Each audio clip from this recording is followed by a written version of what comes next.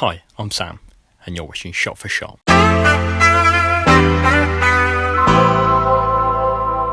Now, you might remember from my first video that I said I was going to watch 366 movies this year, one for every day. You might also remember that I said I was quite far behind this goal. Back in that video I said I was on 40 in March. Now we're exactly halfway through this year, which means I should be at 183 movies. I'm currently sat at 111, which means I've fallen further behind, but I'm still quite impressed with myself. Anyway, I thought it would be good to look back at the last 183 days and 111 movies to see where we're at. I'm not going to give away what my favourite movie is, but I'm going to have a sort of midpoint award ceremony with different categories. So without further hesitation, let's get into our first award. At the White House. Smile. The Disaster Artist was directed by James Franco, and it's so good. You don't have to have seen The Room to enjoy this movie. I haven't seen The Room, and it's just as gripping. The performances are great, especially from James Franco himself as the enigmatic Tommy Wiseau, and I'm annoyed it took me this long to watch it. I've seen a lot of people talking about how Rango was so underrated and people need to go and re-watch it and see how good it was. I'd never seen Rango before, so I went in blind. I knew it was a western about a lizard played by Johnny Depp, and that's it. So I'll start with the positive. The animation is phenomenal. For a film that came out almost 10 years ago, this is better than a lot of recent animated films. I also think the story concept is quite good. However, this film feels way too long. It's a smidge shy of 2 hours, but it feels a lot longer. I can totally see why this is some people's favourite thing, but it's definitely not mine. This doesn't mean a lot coming from me because I've never really liked horror films, but I must say they're growing on me. A big reason for that is this man, Ari Aster.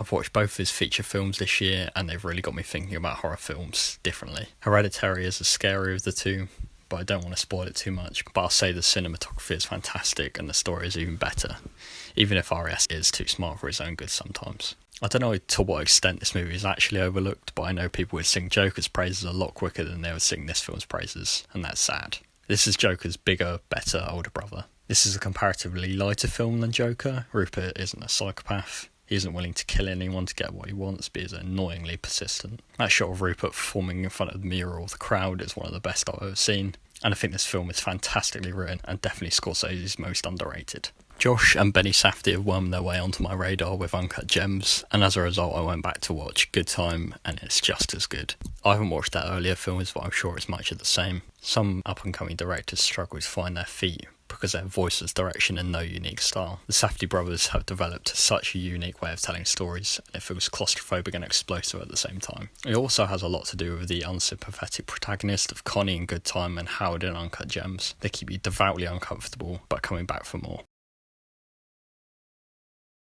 The Safdies actually lead me nicely into this category because they're a big part of these actors' appeal for me. I'm a bit of a sucker for well-acted movies, and there's a few actors that have really impressed me so far this year. The first one is Adam Sandler. It's no secret that Adam Sandler has been in some awful films. Jack and Jill, Grown Ups, Pixels, just to name a few. However, this man can act. There's a long take in Punch Drunk Love that literally made me gasp because I was so impressed with Adam Sandler's acting.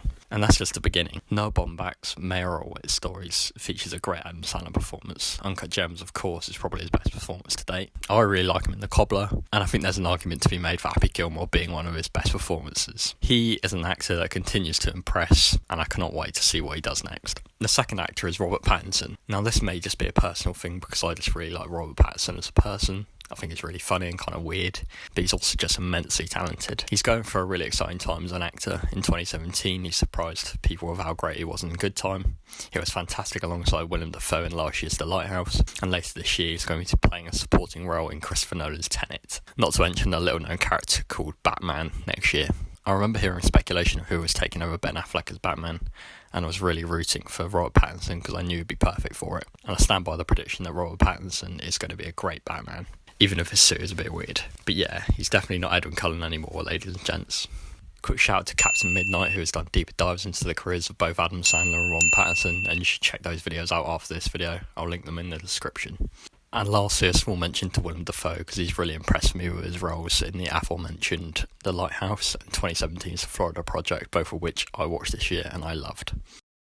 I hadn't seen Fantastic Mr. Fox since it came out over 10 years ago, but oh my god, is it incredible. I'll go as far as to say masterpiece. Even before I watch another 6 months worth of movies, I can say this will comfortably make it into the top 10. This movie can be watched and enjoyed by children, teenagers, adults and seniors alike. This film is funny, thrilling and heartwarming. This is the way Roald Dahl's book was supposed to be told. Now I'm waiting for Wes Anderson to animate every Roald Dahl book ever. So that's just a short look into what I've been watching. If you want any more recommendations, please just ask me in the comments and I'll hook you up. Don't forget to like and subscribe if you haven't already. I'll see you next week. Take care until then.